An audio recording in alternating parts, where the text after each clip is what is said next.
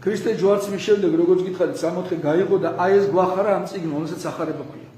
რომ ქრისტე მოვიდა, მესია, რომელიც ღმერთმა შეპირდა, მოვიდა, ჯვარზე გაეკრა, სისხლით დავალა ადამიანის საფლავზე, ადამიანის ცოდვა ღმერთად გახდომო რომ მოვიდო მამბნამა და რისგან მთელი კაცობრიობა გამოდევნილი იქნა 64-დან ჩამოირეცხა, განქარდა, აღარ არის ეს ცოდვა, აღარ არსებობს, განქარვებულია და 64-ის კარი გაიღო, ამის ნიშანი იყო ის, რომ კრეცაბმელი გაიყო შუაზე სოლომონის ტაძარში, აღმოსავლეთიდან დასავლეთიდან. ზევიდან ქვევით. და 64-ის კარი გაიყო. აი ეს გვახარა ამ წიგნმა, რომელსაც ქვია სახარება. მაგრამ ნახეთ ესეთი სიხარულის მომტანი წიგნი რითი თავდება გადაშლით ბოლოში და წერია. ვინც ამ წიგნს ცირედი რამე დაუმატოს და ისე ასწავლოს, ის წყლულები დაემატოს, რაც ამ წიგნში წერია. და ვინც ამას მცირედი დააყოლოს და ისე ასწავლოს, სასუფეველის დიდებას დააკლდეს და მისი სახელი ამოშლილი იქნას ცხოვრების წიგნიდან. ამ სიტყვებს იძახის წმინდა წერილი.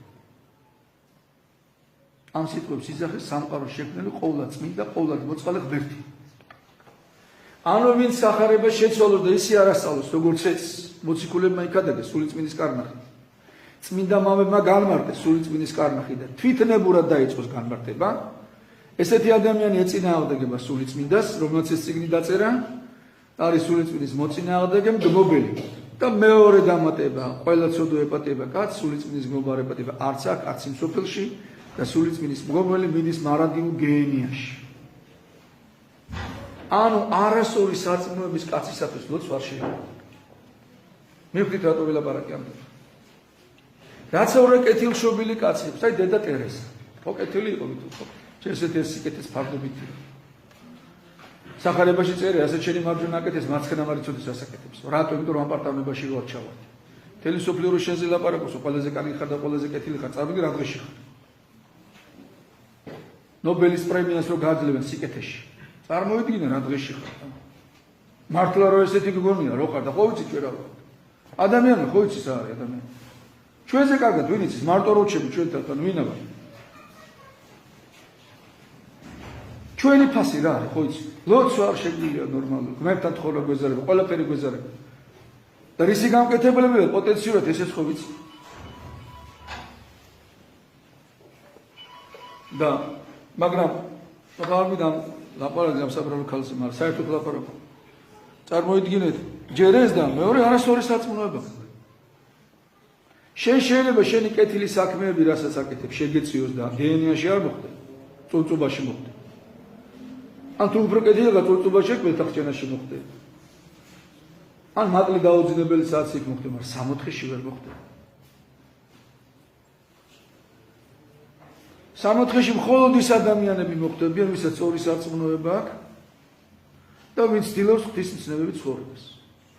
სინანული აქვს საკუთარი ცოდვების, ბოდიშ სიხდის ყველაფერზე და სწორი სწავლის მიდევს. ვიღაცა შეიძლება კაცრად მოეჩვენოს ეს სიტყვა. აი უცბად მოკლე მაგალითს გეტყვით. ხო წერია, ვინც ამას მცირედი რამე დაუმატოს ან დააკლოს.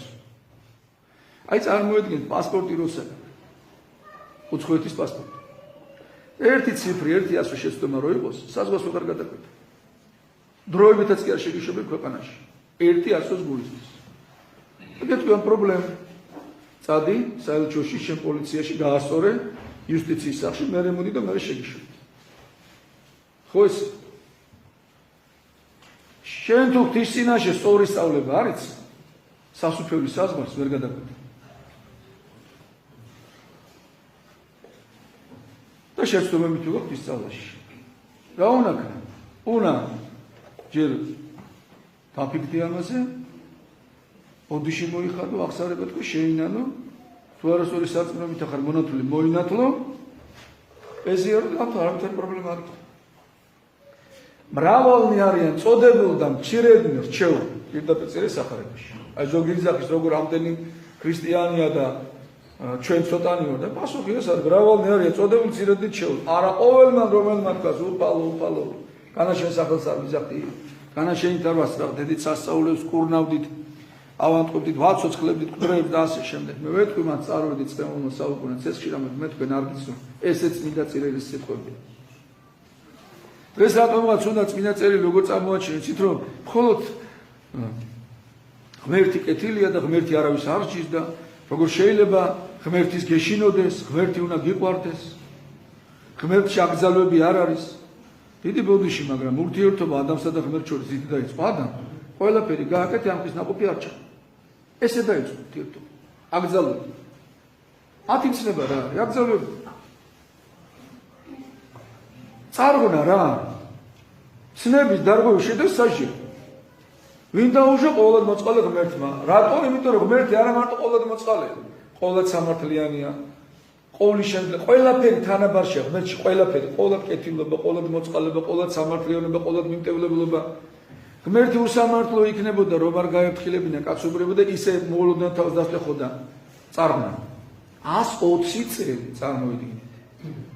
120 წელი ადამი აფრთხილებდა კაცობრიობას, ჭკუით იყავით, ცუდად იქცევით. ღმერთმა გადაწყვიტა თქვენი დასჯა, დაასინოდნენ იმას ნოეს. გიჟია ეს ლაპარაკობს.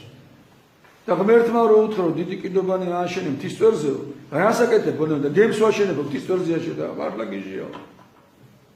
დაცინოდა ცოდვილი კაცობრიობა, 120 წელი აფრთხილებდა მოსვას, ნოე. და მას მოყვა წარღვნა. უსამართლო იყო? ხო სამართლიანი იყო. რო არ გაეფრთხილებდა ისე დაეწყო. მაშინ უსამართლო იქნება. ანუ ვაფრთხილებ ჩვენ წმინდა წერილი, რომ არასწორი სარწმუნოებით ადამიანის სამოთხეში ვერ მოხდება. რატო? იმიტომ რომ ვერ იქნება ჰარმონიაში სამყარო შექმნილი. და სამოთხე არის სრული ჰარმონია, უსიტყვო ჰარმონია უნდა იყოს იქ ყველაფერში.